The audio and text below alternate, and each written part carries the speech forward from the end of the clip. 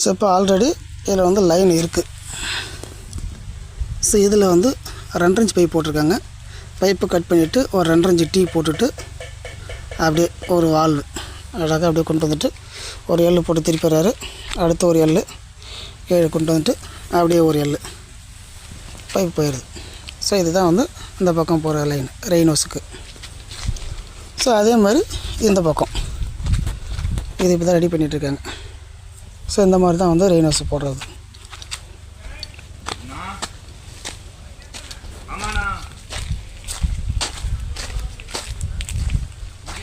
இல்லை வேண்டாம் சார், தான் வரேன், வந்துட்டுருக்கேன்.